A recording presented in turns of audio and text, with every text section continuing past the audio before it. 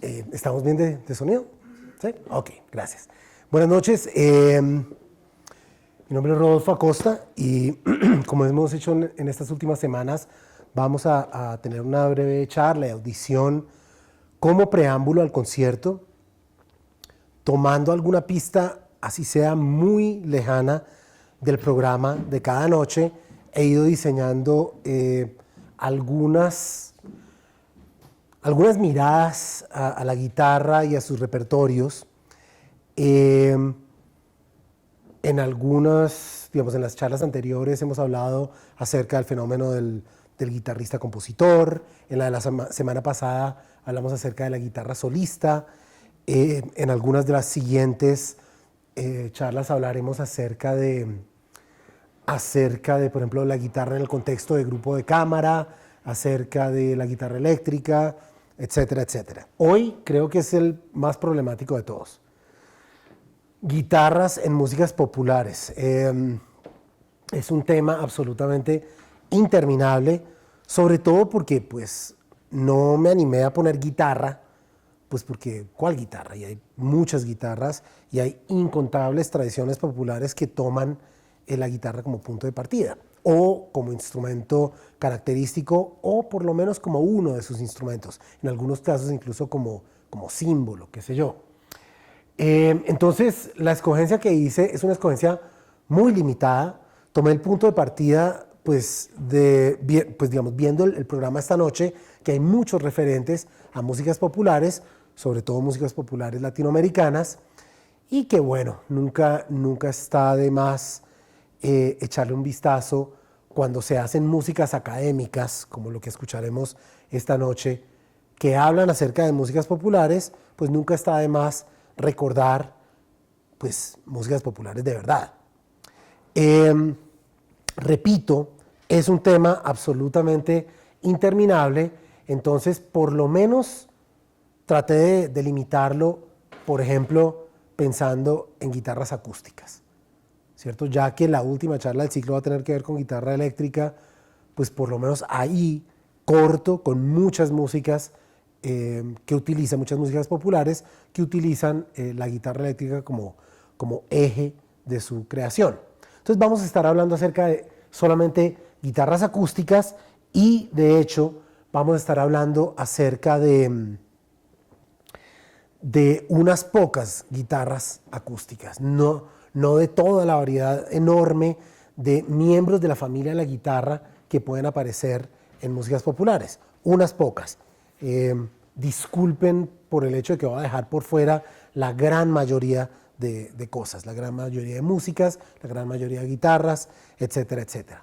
Lo primero que quería que escucháramos y que comentáramos un poquito tiene que ver con algo que ya hemos mencionado en las charlas anteriores, cuando hemos hablado acerca de, sobre todo de la idea de la guitarra solista y cuando empezamos a hablar acerca de ciertos aspectos de nacionalismos y que hablamos acerca del flamenco. Y hablamos acerca del flamenco en el contexto del desarrollo de ciertos lenguajes. Por ejemplo, la semana pasada hablamos acerca de la guitarra solista en el contexto de concierto para guitarra.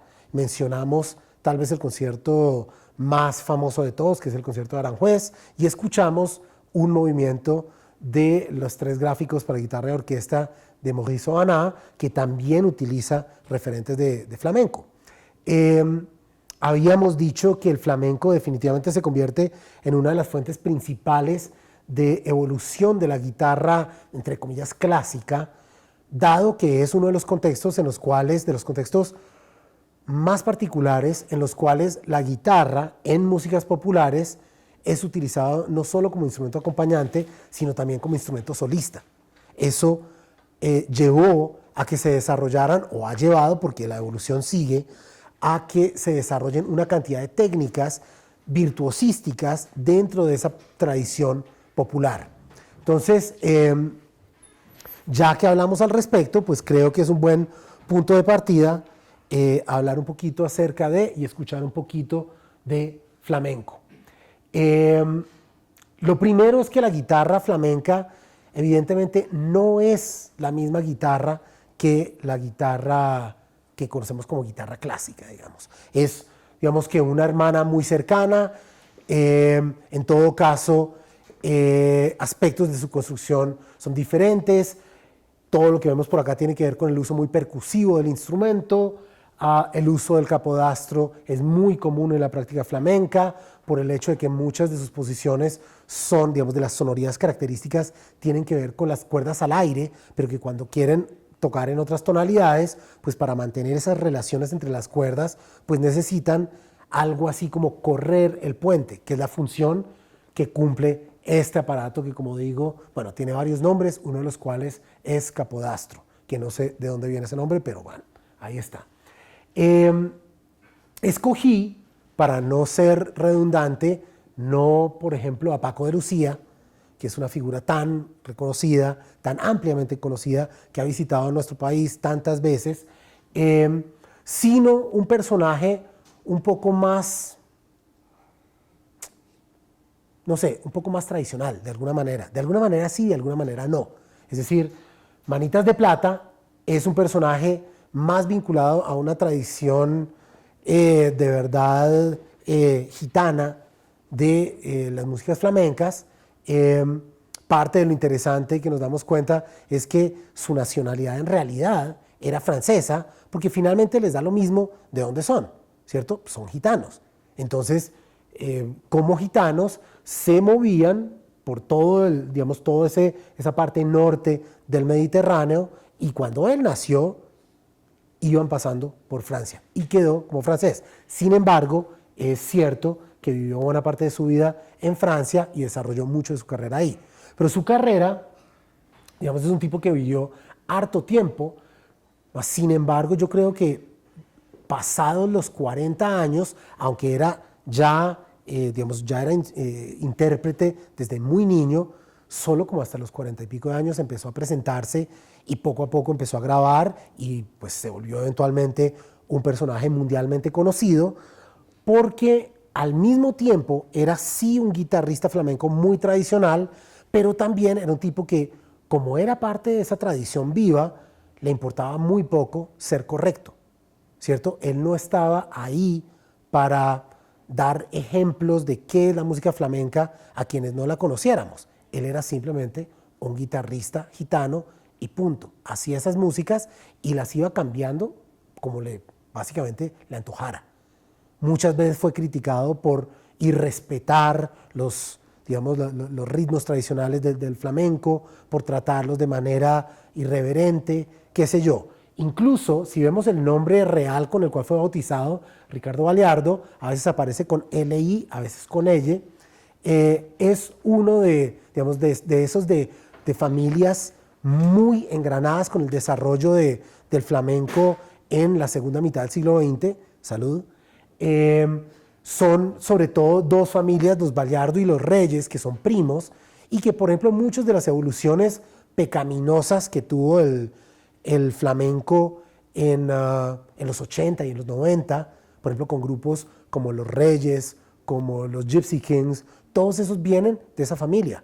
Son hijos, sobrinos, nietos de Manitas de Plata y de otros como José Reyes, que era un cantador primo de Manitas de Plata, muy importante. Entonces, eran tipos que, como estaban realmente metidos en la tradición, no les importaba ser puristas, porque ellos eran los de verdad. No tenían que posar como, no sé, mantenedores de algún tipo de legado museístico, sino eran gente que la estaba viviendo de verdad.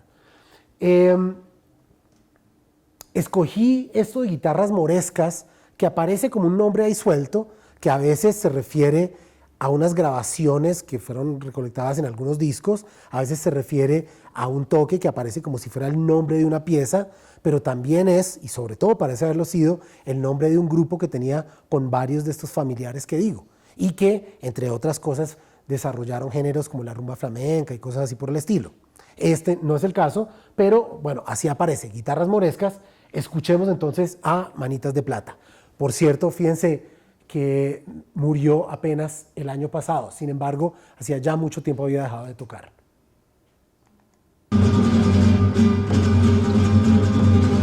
Evidentemente es una situación de concierto, no es que sea una grabación de campo o algo así por el estilo, pero ellos claramente trataban de, digamos, él y su grupo, de mantener un espíritu muy, no sé, muy vivo, muy improvisatorio, muy de una tradición, así fuese una tradición que ellos estaban recreando.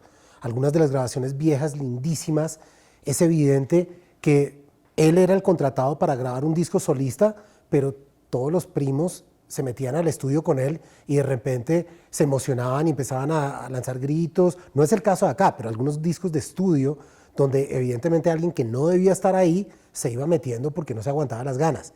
Es en realidad algo muy lindo. Escuchábamos ahí muchos aspectos de las cosas que algunos de estos otros compositores que han utilizado los elementos del flamenco como parte del nacionalismo español, recuerden que este era francés,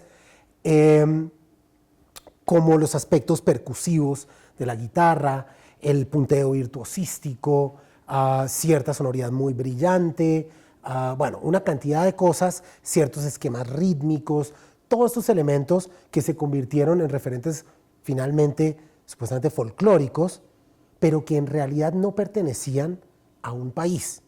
De pronto sí a un pueblo, pero justamente a un pueblo que no se identificaba con un país específicamente, lo cual es muy interesante respecto a cómo los nacionalismos son de manipuladores, ¿cierto? Pueden apropiarse de cosas que no son ellos y simplemente el que se lo pide se queda con él. Y asociamos más esto con un nacionalismo español sin importar en realidad de dónde venga.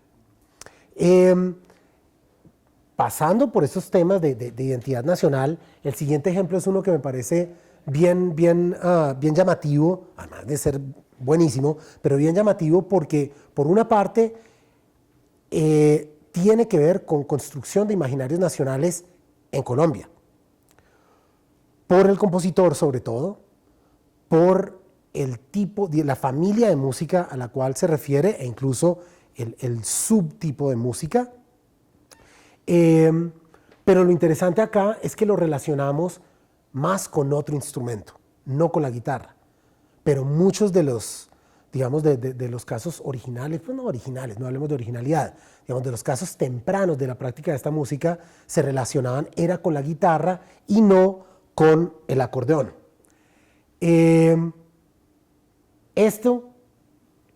Buitraguito, es el personaje que está en la mitad, guitarrista. Pasa lo mismo que con el, por ejemplo, con el tango, ¿cierto?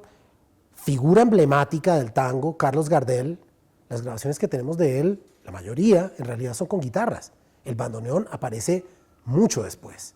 Lo mismo con el vallenato y el acordeón. La sonoridad que más se popularizó tempranamente en la década del 30, década del 40, fue un vallenato acompañado por guitarras y melodizado por guitarras. Incluso los vallenatos de compositores tan conocidos para nosotros como Rafael Escalona. Estos, digamos, de los casos tempraneros, fíjense que Buitraguito murió en el 49, es decir, repito, estaríamos hablando de algo de finales de la década del 30 o década del 40.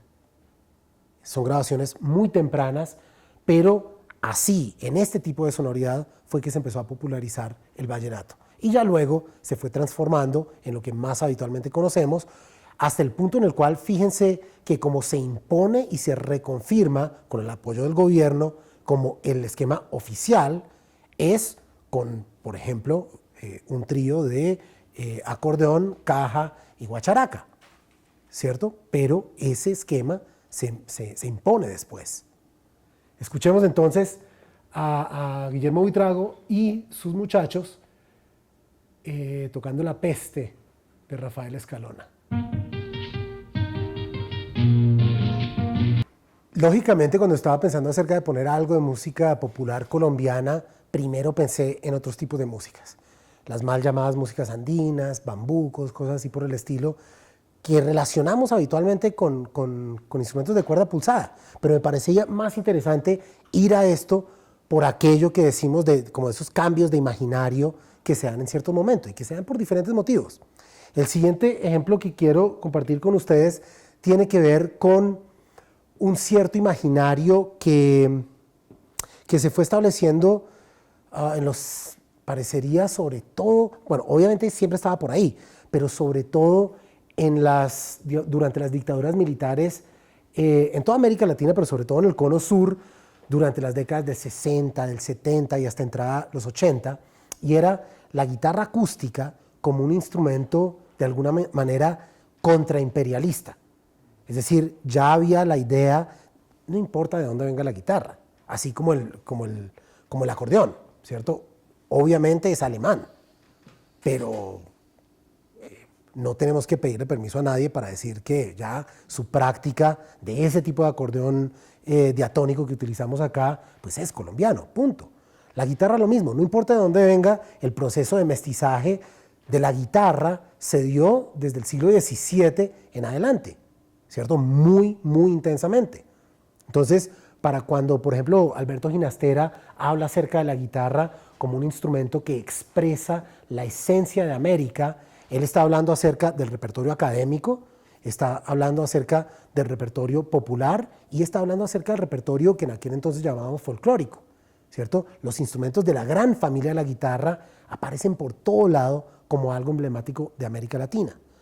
Para este momento que estoy hablando, décadas de 1960, 70 y 80, aparece esta otra guitarra muy fuerte, la eléctrica, pero también aparece con una nacionalidad. Aparece como un instrumento neocolonial estadounidense.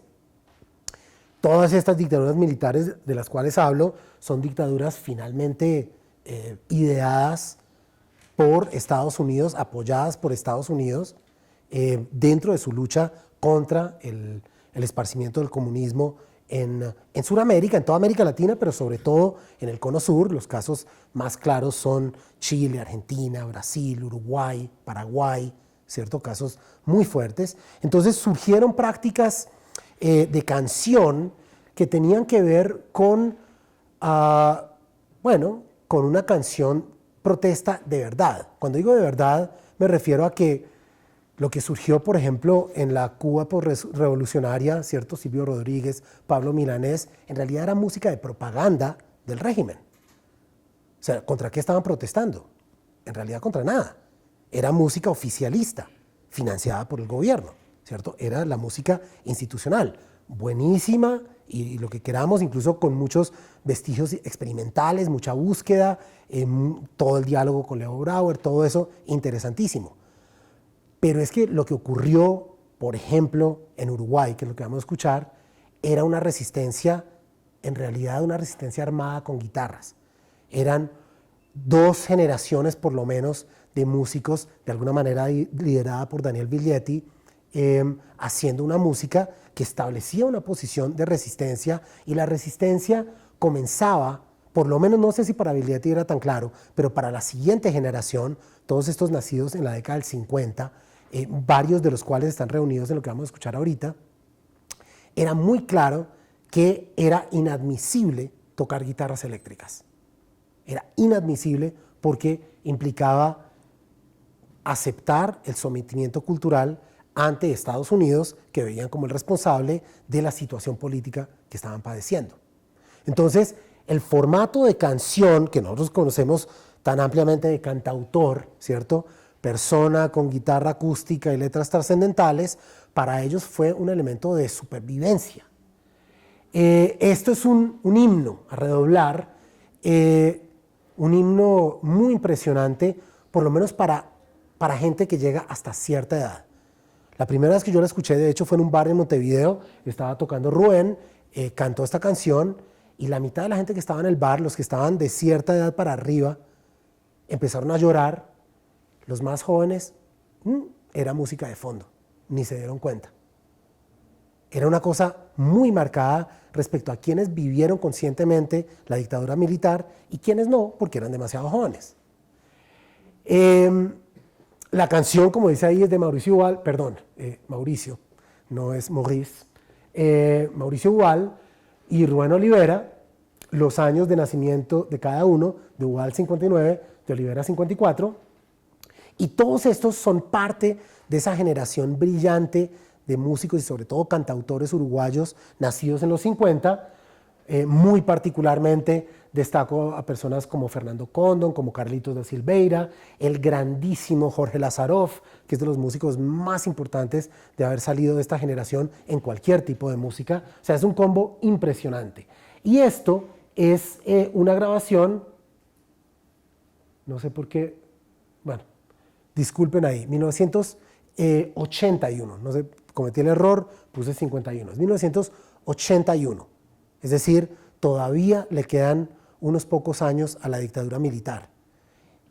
Ojo, en Brasil están en las mismas, en Brasil están también bajo una dictadura militar y todos esos gobiernos coordinados a través del Plan Cóndor. ¿Bien? Entonces es una resistencia que se convierte en una resistencia regional. La grabación es sacada de un vinilo muy trajinado, espero que se escuche un poquito, es muy lindo, muy conmovedor. Para el montevideano, la idea de redoblar tiene de entrada un significado por la tradición de tamboril, ¿cierto? Por la tradición afro-montevideana del tamboril. Acá se utiliza con varias acepciones muy bellas.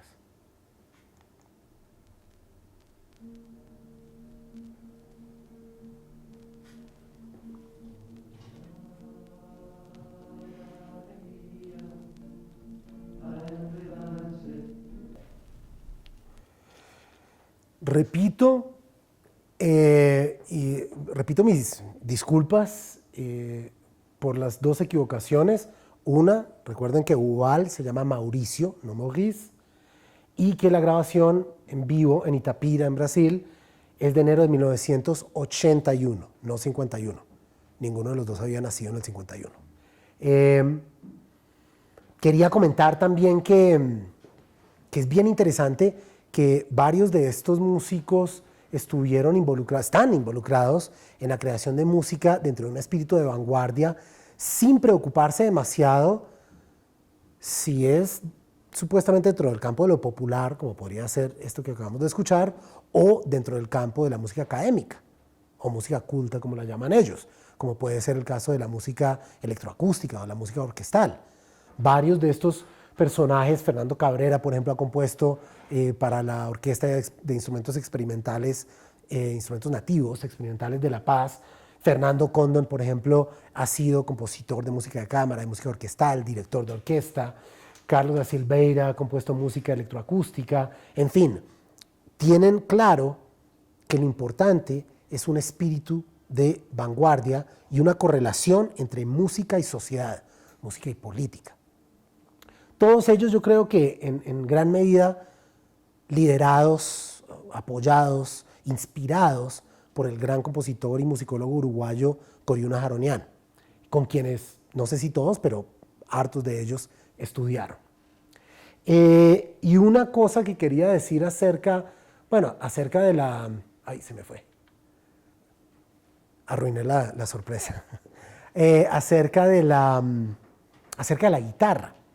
Yo sé que en Arredoblar no es que escuchemos mucha guitarra, ¿cierto? Gran virtuosismo, toques muy característicos. Muchos de ellos son excelentes guitarristas, pero eso no significa que busquen un virtuosismo. Y creo yo que lo más importante es esa idea que les decía antes, la guitarra como símbolo de resistencia, como símbolo de independencia. Ahí es donde creo que está el meollo de la presencia de la guitarra en no solamente esta canción, sino en todo ese repertorio de cantautor uruguayo y en general del Cono Sur. El caso que me adelanté es un caso, la sorpresa es lo de la foto. Yo no podía creer que encontré esta foto. Por si alguien no reconoce, bueno, Chico Buarque es y este es el grandísimo, fantástico, fuera de serie Bob Marley. Si hablaba acerca de música y política, pues este abrazo ahí es ya el colmo de la maravilla. Brasil y Jamaica, dos de los personajes más importantes en la participación de la música dentro de los cambios sociales y políticos. En todo caso, desafortunadamente, que yo sepa, nunca tocaron juntos, o por lo menos no grabaron juntos, y Bob no toca acá en Construcción. Esta canción seguramente todos la conocen, La traigo a colación porque Chico Buarque venía claramente de la tradición de, sobre todo, bossa nova. Varias músicas urbanas brasileñas, pero creo que sobre todo bossa nova, que tiene un contacto muy fuerte con el toque de guitarra, con el tipo de acordes y con un espíritu de que es una música popular, urbana, sofisticada. Chico Buarque toma esa noción y la lleva al extremo, a un extremo hermosísimo. La guitarra es el punto de partida de todas las maravillas que hace de instrumentación, de arreglo, de orquestación en construcción. Esta versión es la que creo que es más conocida entre nosotros, que es del disco Chico Buarque en español, en la cual al final hace un empalme con otra canción suya, que es, ¿cómo se llama? Por amor de Dios, no. Bueno, ya oiremos el corito del final, es en realidad otra canción. Pero hasta eso, hasta la manera de mezclar esas dos canciones es absolutamente magistral. Pero vuelvo y digo, la relación con la guitarra, ¿cuál es? Que el toque de guitarra en bossa nova es un toque que se entiende a sí mismo como inteligente, como sofisticado, como para aquel entonces, digamos, para cuando empezó el fenómeno, como moderno, por el tipo de armonías que utilizaba, por la sutileza de la manera de tañir el instrumento. Y Chico Buarque toma esa guitarra como punto de partida, o más bien como trampolín, para una creación fantástica en términos del arreglo.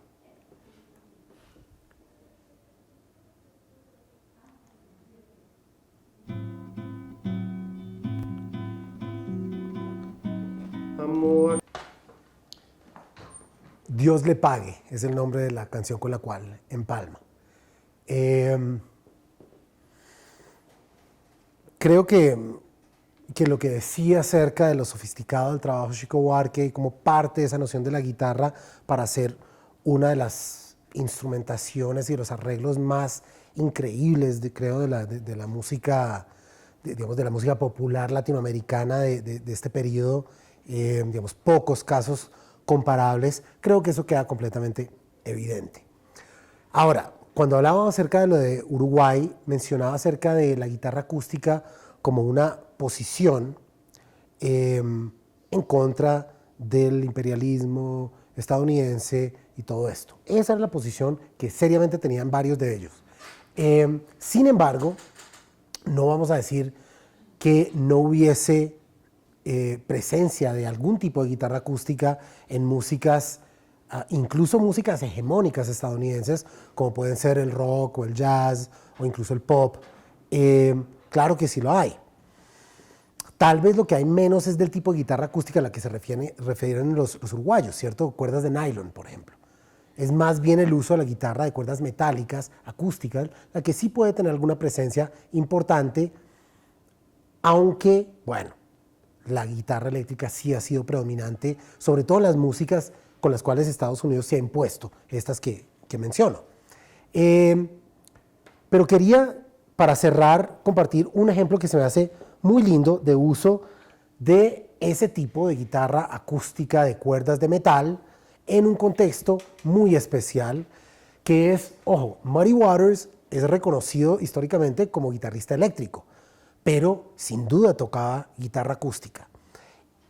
Y escogí esta canción, bueno, además porque es un combo tremendo, con Johnny Winter en segunda guitarra, pero porque la técnica que utilizan es la técnica del slide, que es una técnica en la cual cambian la afinación de la guitarra para que suene un acorde X al aire, y lo que tocan es deslizando, en vez de pisar las cuerdas, deslizando un tubito o un cilindro de vidrio o algo así por el estilo, dando una sonoridad muy específica y partiendo de una técnica muy particular. Entonces, viene evidentemente de la tradición más fuerte de blues sureño. Él hizo el transcurso hacia el blues del norte, hacia el blues de Chicago, blues urbano, eléctrico, etcétera, etcétera. Pero una canción como estas sí tiene mucho de lo tradicional sureño. Y quiero cerrar entonces con este ejemplo.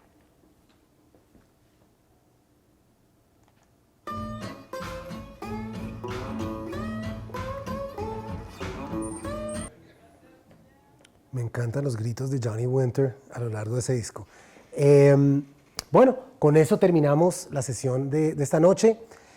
Espero que hayan disfrutado. Yo sé que es una muestra mínima de las incontables músicas populares que utilizan la guitarra acústica como estímulo principal, como inspiración, como base simbólica, conceptual, técnica, etcétera, etcétera. Lo que escucharán ahora en el concierto es otro tipo de prácticas musicales que tienen cierta conexión con tradiciones populares, pero que evidentemente son música, digamos, música académica. Pero siempre vale la pena estar refrescando esos diálogos. Para quien esté interesado, próxima semana tendremos, como les decía, una charla acerca de la guitarra en el contexto de grupos de cámara. Entonces les deseo un buen concierto y muchas gracias a todos.